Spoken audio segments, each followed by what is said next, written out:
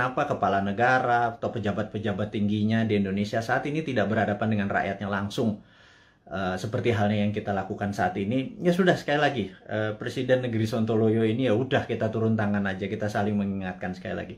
Dan tujuannya ini adalah kita semua memerlukan guidance, termasuk saya. Kita memerlukan arah, kita memerlukan visi misi yang sama, kita memerlukan collective dream atau mimpi yang sama gitu ya, di tempat tidur yang sama, mimpi yang sama. Ini penting sekali untuk kita menjadi negara yang berdaulat. Baik sahabat semua, kita akan mulai.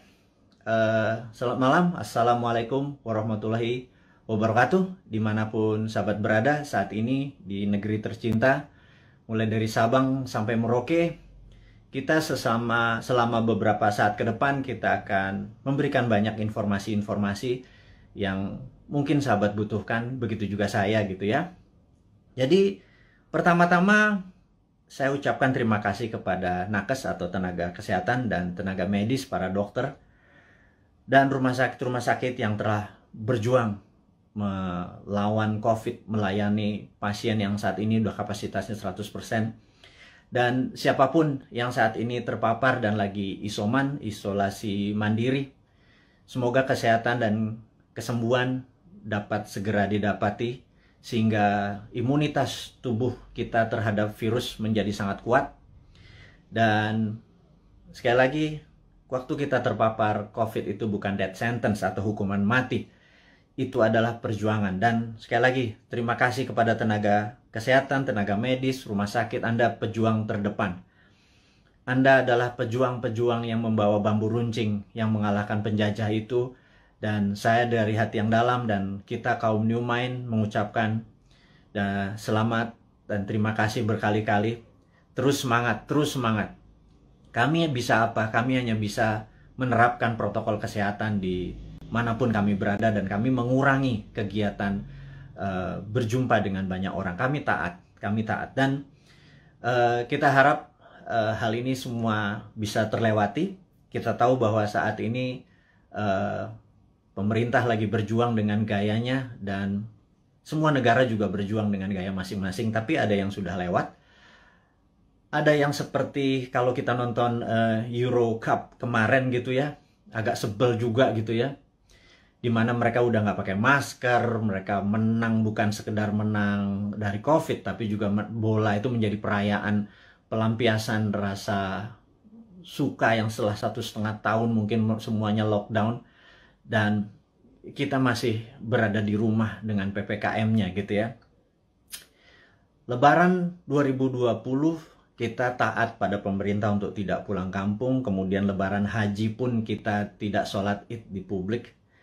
Mendadak tahun 2021 entah bagaimana kita juga nggak pulang kampung. Saya juga rindu sekali sama ibu saya, keluarga saya di kampung yang nggak bisa ketemu. Dan kita taat. Kemudian lebaran haji ini pun kita nggak bisa keluar lagi. Dalam hati kita cuman berkata, kalau sampai tahun depan lebaran masih kita nggak bisa pulang kampung, dan lebaran haji tahun depan kita tidak bisa berhaji, saya rasa ada masalah dengan bernegara kali ini.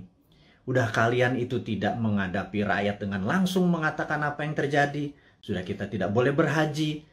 Dan ada yang mengatakan nggak boleh berhaji masalah COVID. Rasanya enggak. Banyak yang mengatakan ini jangan-jangan masalah politik. Karena kita negaranya miring ke salah satu kekuatan politik dunia gitu ya, yaitu Tiongkok. Itu kita jujur-jujur aja. Kenapa sih kita nggak menjadi negara yang tidak harus miring ke kiri, nggak harus miring ke kanan, tapi semuanya kita rangkul gitu ya. Dan nyata, ngerangkulnya tuh nyata. Kalau sekarang kan agak miring ke salah satu, sehingga kita tahu Saudi adalah perpanjangannya tangan Amerika, di mana Amerika dengan petrodolarnya atau negara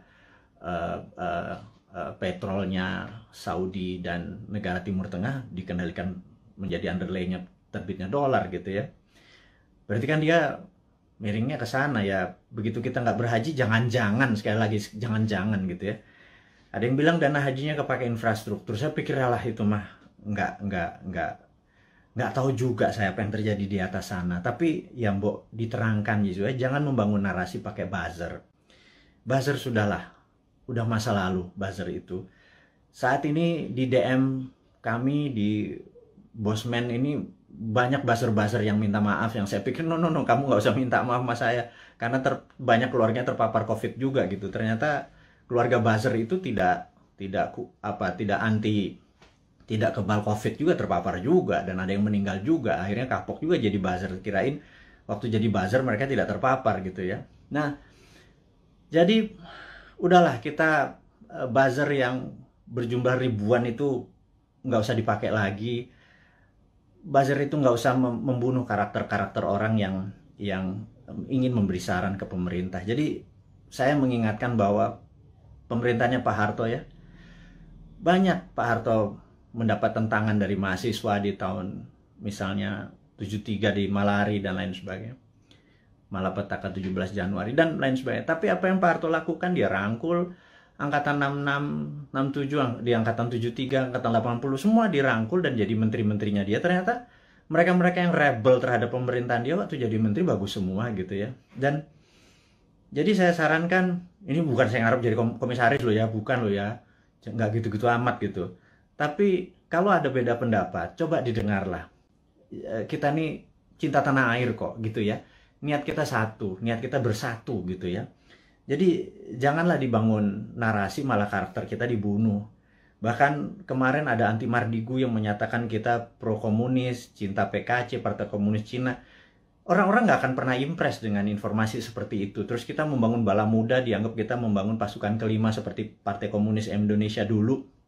Membangun kekuatan petani diminta bersenjatai. Kemudian sewaktu Bosman mengambil pasukan muda, teenagers, yang berusia 14 sampai 20 tahun ya, yang belasan tahun itu yang pendidikan Pancasilanya sedikit, yang mengetahui bela negaranya juga sedikit, terus kita bangun kekuatan dengan teen camp, bala mudanya kita bangun, summer camp 4 hari kita didik apa yang kita ajarkan di Lemhanas, kita ajarin ke anak-anak, kita ajarin disiplin militer, kita menjadikan anak-anak ini adalah patriotis nasionalis. Itu dicap untuk membangun kekuatan untuk anti pemerintah oleh buzzer-buzzer. Saya pikir Anda keterlaluan gitu ya. Iya, dan saya yakin orang-orang yang menjadi sahabat Newman ini nggak pernah percaya dengan apapun yang buzzer-buzzer itu lakukan. Dan karakter-karakter kayak gitu udah kuno lah gitu ya. Anak-anak sekarang zilenial, milenial ini sangat-sangat pinter dan nggak kemakan lah sama buzzer. Anda sudahlah tobat aja lah para buzzer itu dan bersama-sama bangun narasi, jangan memecah belah bangsa gitu ya. Dan itu tadi informasi mengenai COVID. Jadi saya rasa malam ini saya ingin share sedikit tentang COVID ya. Jadi di seluruh dunia sudah 3,2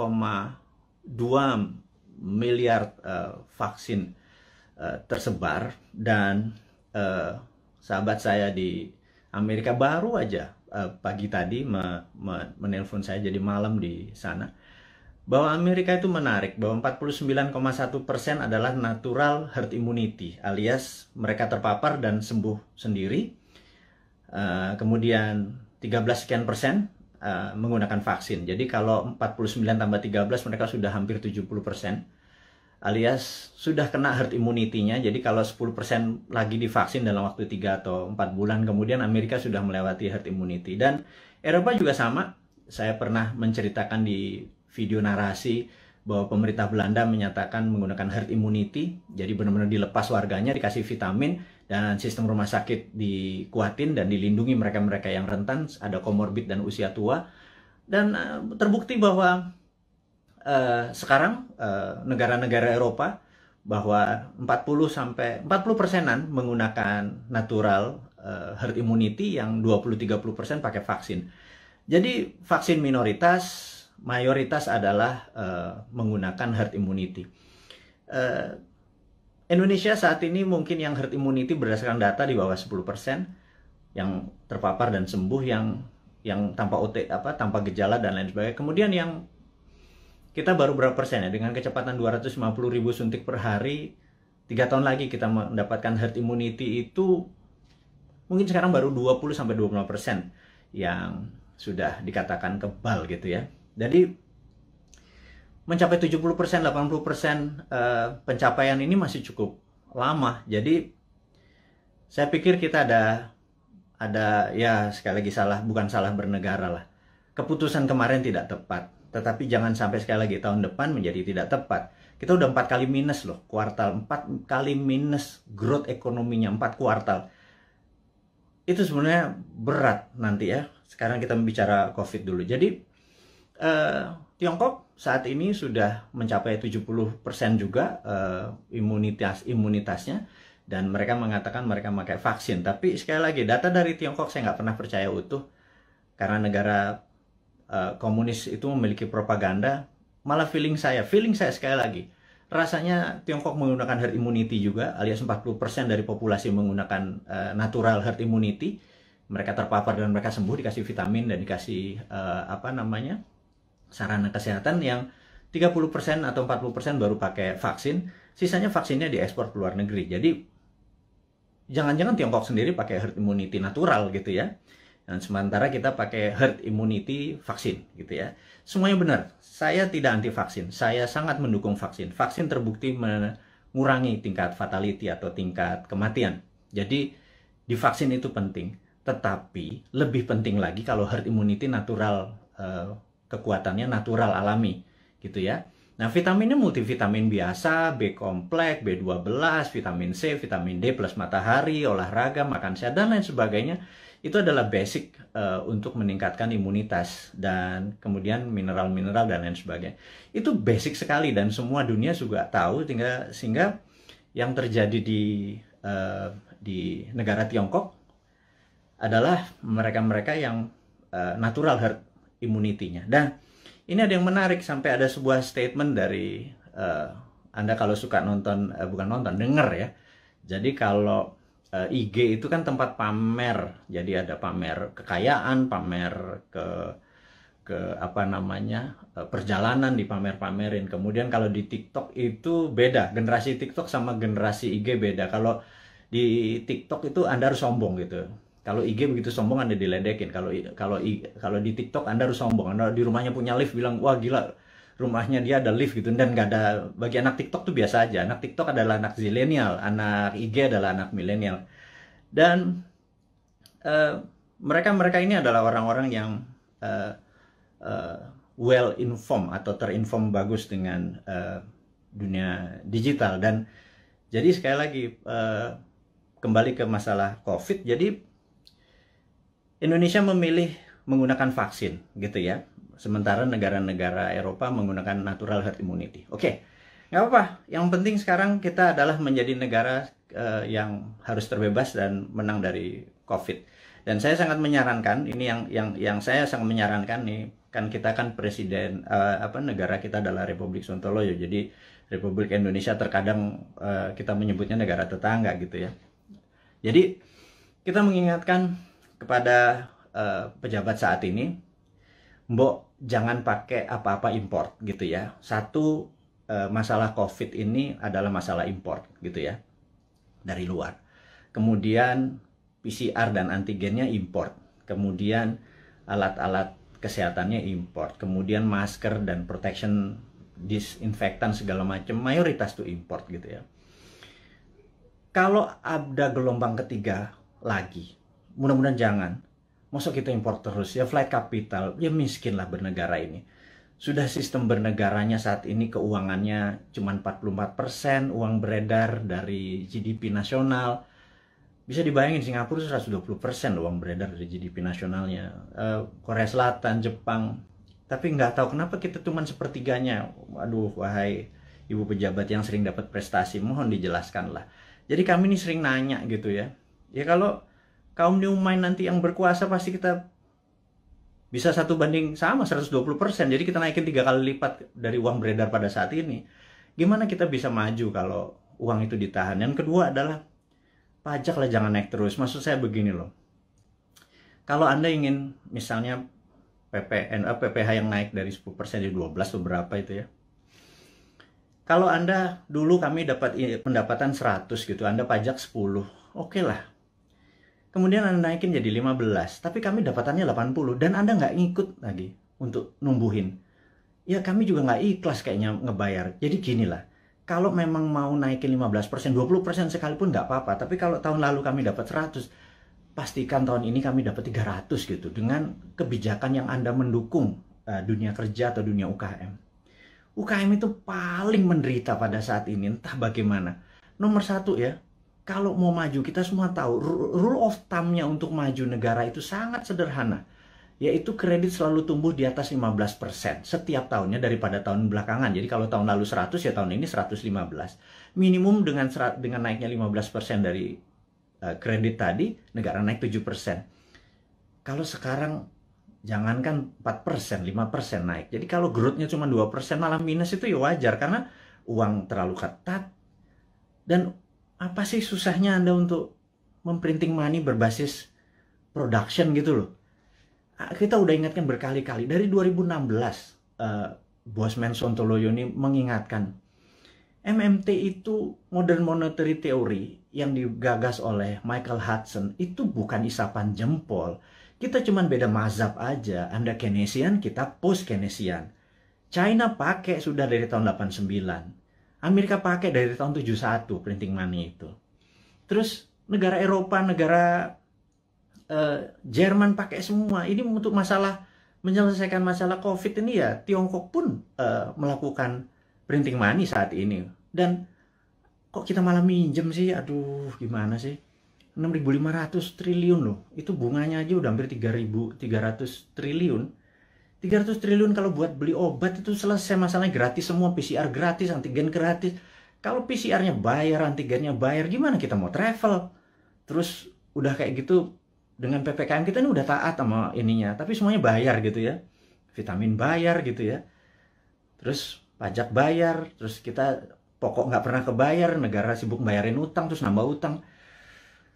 Aduh, ini mau mulai dari mana? Kita nih bertanya. Jadi sekali lagi, sahabat semua, kaum New Mind, kita ingin ke depan kita menjadi negara berdaulat. Jadi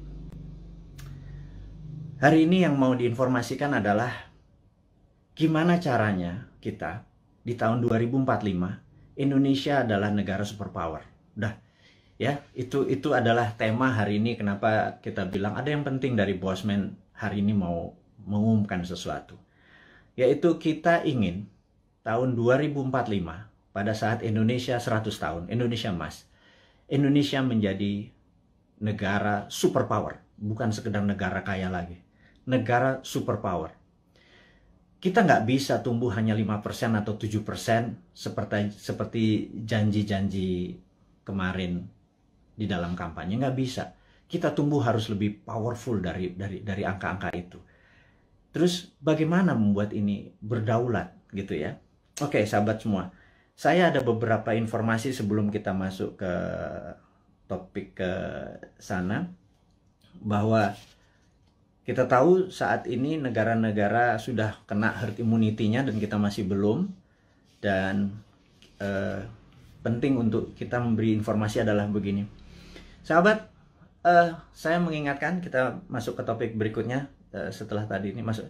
Jadi beberapa kali kita kalau naikin informasi di IG, toto bisa hilang gitu ya. Kemudian di sosmed yang lain seperti YouTube, channel kita sering di warning, sering diperingati dan hilang. Di Facebook, jadi kita udah berapa kali hilang, terus 7 kali kita diperingati Facebook, IG, Twitter kita hilang, terus YouTube kita pernah hilang gitu ya. Dan ternyata saya baru memahami setelah algoritma teman-teman melihat dan dilaporkan, ternyata cara menghilangkannya gampang. Begitu mereka tidak ingin video atau tulisan segala macam itu, sekelompok buzzer adalah menginformasikan, melaporkan bahwa ada unsur porno, ada unsur dan lain sebagainya, sehingga pemilik sosial media yang tidak bisa berbahasa Indonesia itu pokoknya dapat laporan, terus mereka kasih peringatan kita gitu ya. Agaknya ide-ide kita ini sudah mulai menakutkan baik globalis di internasional ataupun pemikiran bernegara. Padahal kita tidak berniat untuk revolusi, berkudeta. Kita ingin negara kita utuh dan kita ingin negara kita menjadi negara berdaulat di 2045. Kita tidak tergantung pada negara asing gitu ya. Yang kita tanyakan misalnya pada saat kita taat tapi TKA asing masuk. Anda datang deh jam 12 malam, jam 2 malam ke Soekarno-Hatta ya, pakai masker ya, sama disinfektan. Anda bisa lihat ada 300 orang, 500 orang, terus mereka nggak ada karantina. Pertanyaan sederhana, kenapa nggak dikarantina sih? Gitu aja. Segitu kuatnya pendukung mereka-mereka ini, yang saya nggak tahu pejabatnya mungkin sakti sekali gitu ya. Sehingga waktu kita peringati, kenapa mereka bisa masuk? Kenapa kita taat, terus mereka asing bisa masuk, terus mereka bisa ikut bersama-sama komersial flight dengan warga negara Indonesia lainnya, mereka tidak bisa berbahasa Indonesia. Dan jawabannya adalah jangan macam-macam, suruh diam kau, gitu ya. Karena nanti kalau negara itu tidak mau invest di Indonesia, Indonesia bisa rugi. Itu kalimat yang benar-benar menurut saya, lo gila ya, jangan gitulah. Emang satu-satunya negara ngomong itu memang Tiongkok apa? Segitu taatnya gitu? Enggak gitulah, jangan berkata begitu. Kita bukan anak-anak lah. Berbicara yang lebih elegan sedikit, dengan data, dengan santun, jangan membentak, jangan menghardik gitu ya. Kita bertanya juga baik-baik, ya kasih jawaban aja gitu ya, bahwa nanti kita urus, kasih yang manis lah gitu. Kita udah capek saling bentak, saling curiga gitu, udah capek gitu. Bernegara elegan sedikit, statement lah, jadi negarawan lah. Jangan jadi pedagang, ada cuan, ada untung segala macam gitu ya. Ya lu untung, gua kagak gitu ya, apalagi rakyat gitu ya. Itu kami bertanya gitu ya, kami dapat apa? Udah asetnya hilang, tanah air kita hilang, diambil barangnya, kita cuma dapat apa? Dapat pajak gitu. Buktinya kita tetap dipajakin tuh. Terus apa? Dari apa untungnya gitu ya? Terangin aja, ini untungnya segini. Kalau kita yang tahu adalah aset kita hilang, nikel kita gone, digantikan dengan apa gitu. 20 tahun lagi, Anda ingat, saya pernah ke Nauru. Nauru tuh negara menarik. Dulu dia penghasil P2O5 atau fosfat. Wah, kayanya bukan main. Tapi beberapa 20 tahun yang lalu Nauru kehilangan fosfatnya karena dikeduk abis. Ya sudah, sama Amerika waktu itu, dikeduk abis. Negaranya miskin, hidupnya tinggal dari pariwisata aja saat ini. Naurunya kehilangan asetnya. Anak cucunya cuma bilang, oh dulu kita menghasil fosfat ya, gitu ya. Jangan sampai anak cucu kita bilang, Eyang, dulu Indonesia menghasil nikel ya? Nikelnya di mana ya? Tahu. Kita dapat apa waktu nikel itu dijual? Nggak dapat apa-apa. Kita dapat virus, gitu ya. Hal itu kan susah kalau kita dijawab sama cucu cicit kita bertanya hal-hal seperti begitu, gitu. Jadi kita tanya balik, kalau memang hanya didapat nikel itu kalau bisa, atau produk-produk alam itu, sumber daya alam. Kalau kita percaya MMT, Modern Monetary Theory, maka sumber daya alam itu bukan sebagai alat komoditi atau alat dagang, tetapi sebagai alat tawar. Jadi keuntungannya itu bukan hanya dari jualan, tetapi ada benefit lagi. Jadi di atas financial benefit, sekali lagi, di atas Anda para pejabat sekarang tuh apa-apa kan financial benefit. Kita dapat untung, dapat untung. Selalu untung dan cuan gitu ya. Cara bernegara segitu kesannya kayak anak TK gitu ya. Karena kalau cara bernegara di atas keuntungan materi, itu ada namanya humanitarian benefit, keuntungan atas nama kemanusiaan. Terus ada namanya nasionalis, keuntungan untuk negara gitu ya. Bukan hanya keuntungan sekedar dari pajak, dari dagang, dari selisih jual beli gitu ya. Tapi humanitarian, atas kemanusiaannya. Anak cucu kita masih benefit gitu ya. Nah, kalau kita pakai SWF, Sovereign Wealth Fund, itu asetnya masih di situ. Nikel kita masih di situ. Nah, kita mendapatkan funding dari situ untuk membangun sektor yang lain. Jadi, dana yang masuk itu untuk membangun apa? Kok kita masih ngutang? Saya bingung sekali, BUMN rugi, kita masih ngutang, aset kita hilang. Kami hanya bertanya loh ya, ini bukan ngomong terus yang dihardik lagi gitu ya. Ini hanya bertanya. Kami ini gelisah, Pak. Kami ini ingin menjadi negara berdaulat, dan kami ingin terbukalah. Karena itu, karena kalian tidak berbicara selama PPKM ini, ya sudahlah. Kami aja lah yang muda-muda ini, yang punya ide new mind ini yang berbicara. Tuh oposisi juga nggak bicara juga. Kalaupun mereka bicara juga nggak ada solusinya. Beda kalau new mind itu selain berbicara, mengkritik, ada solusi-solusinya. Itulah membuktikan bahwa kita ini NKRI garis lucu. Bukan garis lurus lagi gitu. Di atas lurus itu lucu gitu ya. Karena semuanya jadi seru, jadi lucu, jadi fun gitu. Baik. Jadi mengingat video-video kita, informasi-informasi kita tuh sering ada caranya untuk tidak bisa beredar gitu ya. Jadi Toto di atas 21 tahun, sehingga untuk video ini ditonton harus masukin password, harus masukin identitas yang lain sehingga tidak beredar kencang. Jadi gini deh, sahabat semua, saya dengan ini menyatakan Anda boleh mere-upload seluruh video Bosman. masuk ke video Anda, masuk ke YouTube channel Anda, masuk ke sosial media Anda. Kalau Anda dapat AdSense, dapat uang dari iklan yang masuk, ambillah semua itu untuk Anda. Saya tahu ada sekarang ini udah puluhan saat ini yang menggunakan video-video Bosman masuk ke video mereka. Nggak masalah. Jadi bukannya kita bilang, lu pakai nama gue, pakai produk gue. Nggak ada. Karena di sini bukan uang yang kita harapkan dari kepentingan-kepentingan video-video tadi. Video tadi adalah untuk kesadaran bernegara. Jadi saat ini video Bosman hanya ditonton 1 juta viewer per hari. Dengan Anda, sahabat semua, ada 9.000 saat ini.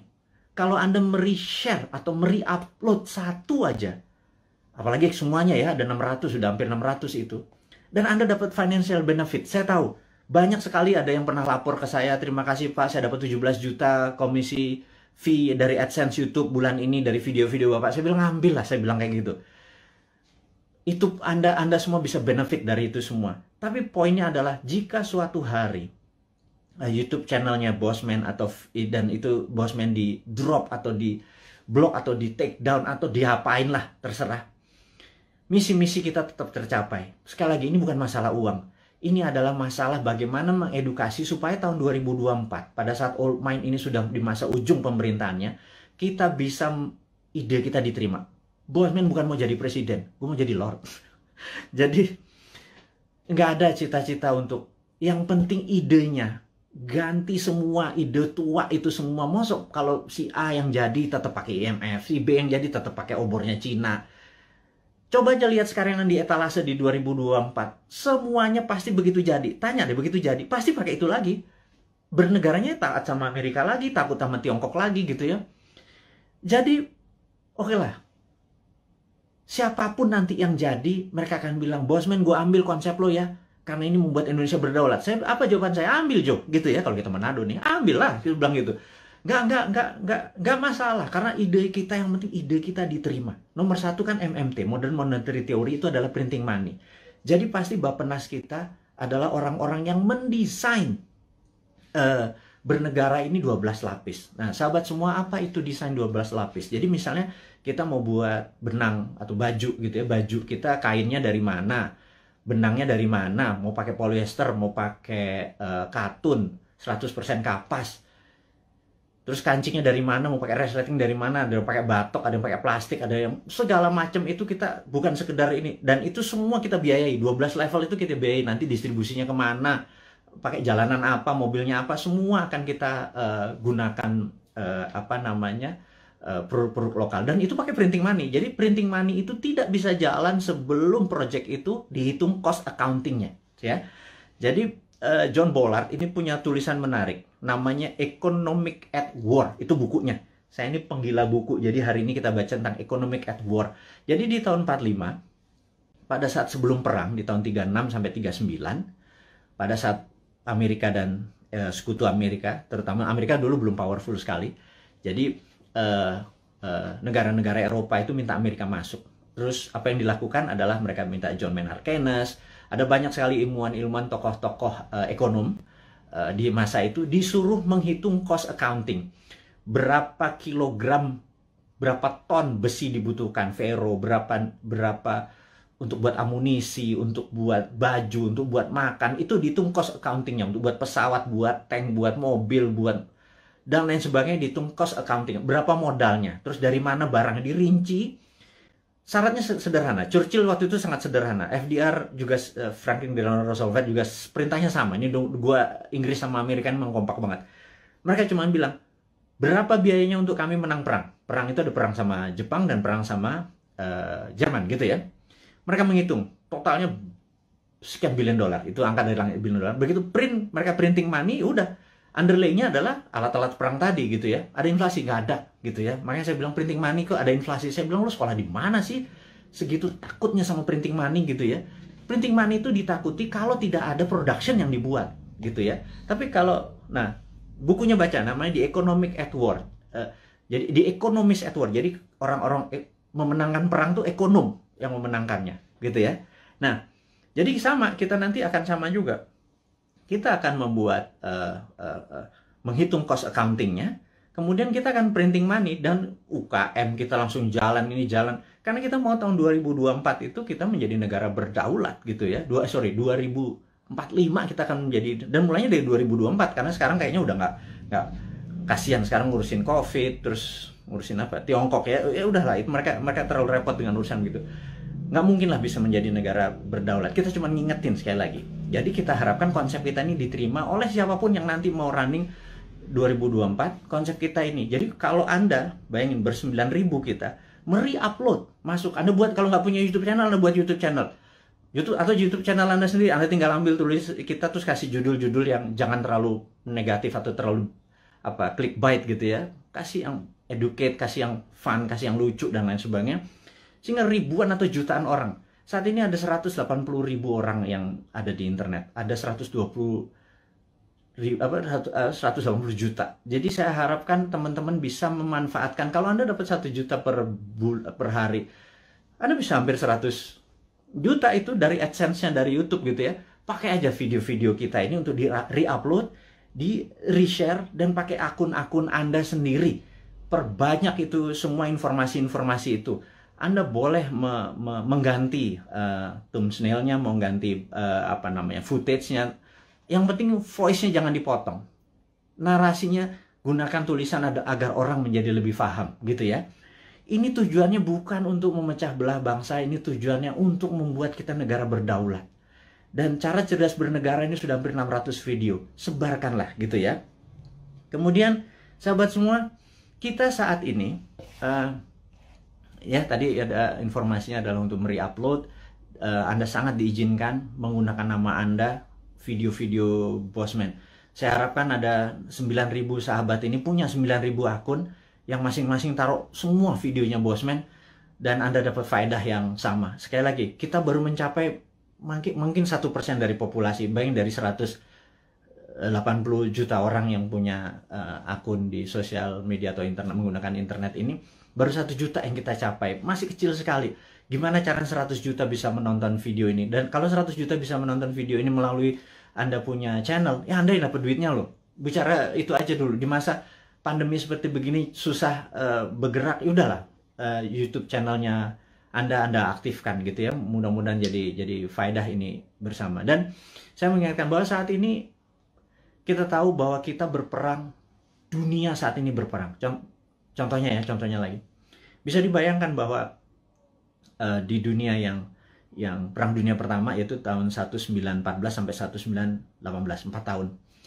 Itu Perang Dunia 1. Kemudian Perang Dunia Kedua 40 sampai 45, 5 tahun.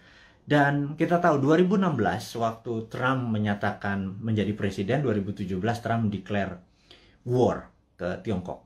Tapi bukan world war, bukan perang dunia, tetapi adalah economic warfare dengan salah satu strateginya menggunakan trade war, perang dagang. Itu terjadi, dan begitu itu terjadi maka di tahun 2017 sahabat semua ingat, kita mengingatkan dengan waktu itu belum pakai YouTube, di 2019 kita mengingatkan bahwa everything start with the economic warfare, diakhiri dengan military war gitu ya. Dan di tahun 2020 untuk menjatuhkan Trump, globalis dan Demokrat Amerika menggunakan tool yang namanya biological warfare, yang namanya COVID, untuk menyerang Amerika. Dan pada saat itu yang disarankan oleh mereka menggunakan masker. Tapi Trump punya analisa sendiri bahwa kalau peristiwa dari Spanish flu itu ada 3 gelombang. Jadi gelombang pertama tertinggi, kedua agak rendah, ketiga terendah. Tapi virus pertama itu paling lemah, kemudian agak kuat, terakhir yang paling kuat gitu ya. Nah, jadi pada saat terlemah ini semua orang terpapar aja supaya tingkat herd immunity-nya tercapai. Dan yang terjadi oleh Trump dilakukan adalah dibebasin aja, toh mereka punya operating sistem dari kesehatannya terbaik di dunia. Dan ternyata terbukti sekarang 49%, 49,1% di Amerika menggunakan herd immunity natural. Dan ini adalah, ya tapi sekali lagi Trump kalah dengan 4 negara bagian yang dalam tanda petik dicurangin katanya. Tapi itu negara Amerika, bukan negara kita. Tapi dia adalah salah satu polisi dunia yang berkepanjangan. Ternyata Biden ini mengambil konsepnya Trump untuk masih berperang juga dengan Tiongkok. Jadi, dan itu adalah perang dunia negara. Kita nggak ikut-ikutan. Tetapi kita di dunia ini perang dengan makhluk yang tidak kelihatan yang namanya virus corona atau COVID gitu ya. Jadi begitu dunia saat ini menjadi satu rasa dan perang bersama, inilah yang menarik. Bahwa kita harusnya sudah menggunakan war mode atau ekonomiknya at war. Jadi ekonomi itu ada 3, economic at normal condition, economic at crisis, dan economic at war. Jadi harusnya bernegara itu pakai economic at war. Sayangnya sekali lagi mereka nggak paham saat ini, old mind yang berkuasa ini nggak paham bahwa ekonomi at war tuh gimana ya gitu ya. Sekali lagi, aduh, itu kadang-kadang kita mengelus dada gitu ya, kok ya beda lagi strateginya, ya nggak pakai ngutang jelasnya gitu ya. Harus berdikari, berdiri atas kaki sendiri, every country for their own, negara ngurusin sendiri. Jadi begitu kita masuk perang dunia, yaitu 2020 kemarin, 2021 saat ini kita masih dalam keadaan perang, dan WHO serta World Bank sudah mengumumkan bahwa perang ini diperkirakan berakhir tahun 2025. Jadi perang ini masih panjang, sahabat semua. Perang ini kan perang besar itu kan ada battle perang, pertempuran kecil gitu ya. Ini masih banyak di Jawa sekarang, di Bali itu masih ada pertempuran kecil. Dan kita harus memenangkan pertempuran itu untuk memenangkan peperangan. Jadi bayangin kalau kita baru selesai tahun 2025. Jadi baru sebagian yang tahun 2022 lepas sebagian, 2023 lepas sebagian, dan lain sebagainya. Nah, kalau melihat kayak gini mood-nya atau apa ya, cara bernegara saat ini tidak juga memahami ini World War III, perang dunia ketiga, karena perang benar, semua negara perang kok masih nggak declare juga sebagai perang dunia.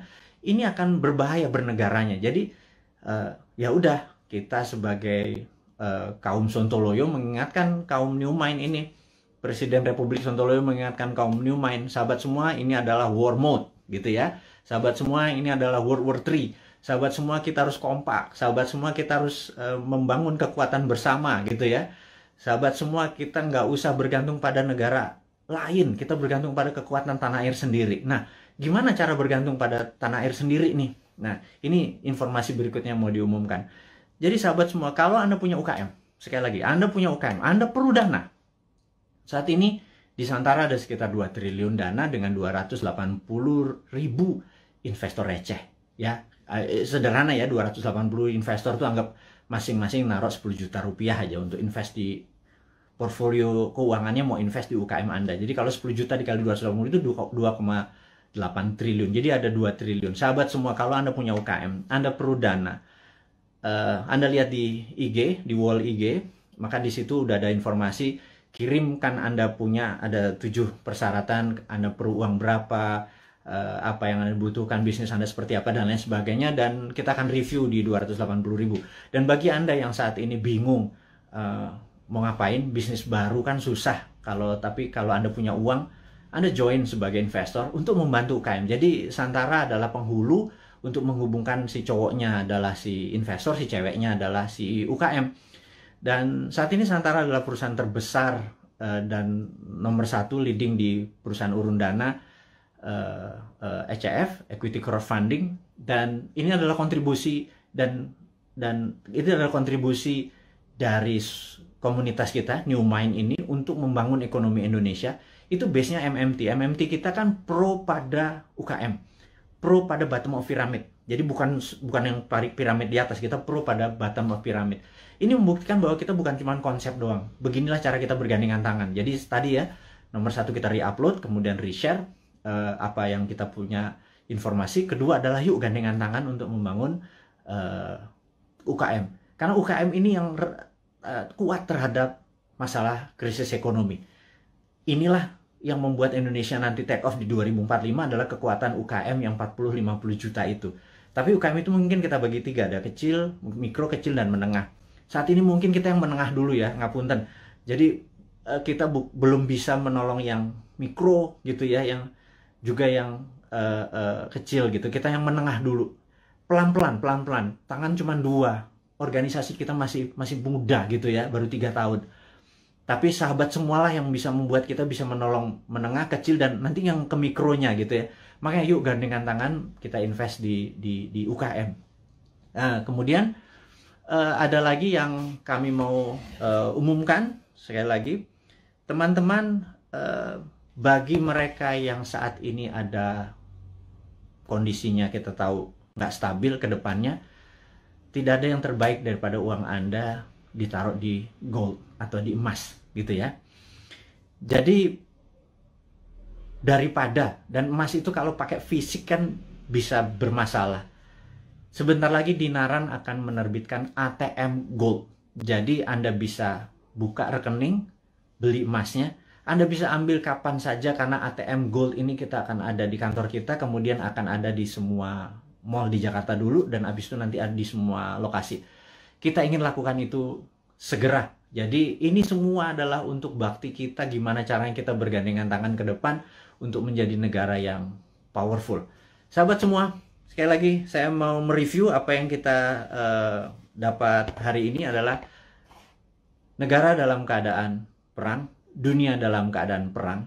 Saya sarankan Anda untuk melakukan hal yang sangat penting yang namanya survival mode. Anda harus survive, Anda harus sehat, Anda harus semangat, Anda terus bersatu, Anda terus berjuang mengalahkan masalah ekonomi, masalah kesehatan.